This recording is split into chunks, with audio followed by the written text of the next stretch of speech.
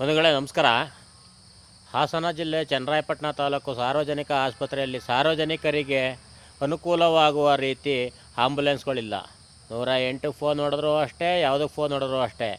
ಹಾಸನ ಸಾರ್ವಜನಿಕ ಆಸ್ಪತ್ರೆ ಆಡಳಿತಾಧಿಕಾರಿಯಾಗಿರುವ ಅಧಿಕಾರಿಗಳು ಮತ್ತು ಸ್ಥಳೀಯ ಜನಪ್ರಿಯ ಶಾಸಕರು ಅಂತ ಏನು ಕರೆಸ್ಕೊತಾ ಇದ್ದಾರೋ ಶಾಸಕರು, ಸ್ವಾಮಿ ರಾತ್ರಿ 3 ಗಂಟೆಲಿ ಹೋಗಿ ನೋಡಿ ಸಾರ್ವಜನಿಕ ಆಸ್ಪತ್ರೆ ಸ್ಥಿತಿ ಏನಿರುತ್ತೆ ಅಂತ. ಎಮರ್ಜೆನ್ಸಿ ಯಾರನ್ನಾದ್ರೂ ಪೇಷಂಟ್ ಕರ್ಕೊಂಡೋದ್ರೆ ಒಬ್ಬರು ಡಾಕ್ಟರ್ ಹಾಕಲ್ಲ, ಯಾರೋ ಒಬ್ಬರು ಡಾಕ್ಟರ್ ಇರ್ತಾರೆ, ಇಮ್ಮಿಡಿಯೇಟ್ ನೀವು ಹಾಸನ ಕರ್ಕೊಂಡೋಗಿ ಬೆಳ್ಳೂರು ಕ್ರಾಸ್ ಕರ್ಕೊಂಡೋಗಿ ಅಂತ ಹೇಳ್ತಾರೆ.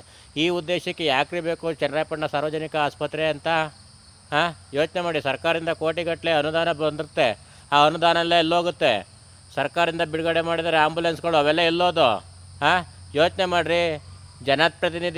ಜನಪ್ರತಿನಿಧಿಗಳು ಸಾರ್ವಜನಿಕರಿಗೋಸ್ಕರ ಇರಬೇಕು. ನೀವು 3 ಗಂಟೆ ರಾತ್ರಿಯಲ್ಲಿ 2 ಗಂಟೆ ರಾತ್ರಿಯಲ್ಲಿ ಸಾರ್ವಜನಿಕ ಆಸ್ಪತ್ರೆಗೆ ಬಂದು ನೋಡಿ ಅದರ ಸ್ಥಿತಿ ಏನಿರುತ್ತೆ ಅಂತವ. ಇದನ್ನೆಲ್ಲ ಸೂಕ್ಷ್ಮವಾಗಿ ಗಮನಿಸಬೇಕು.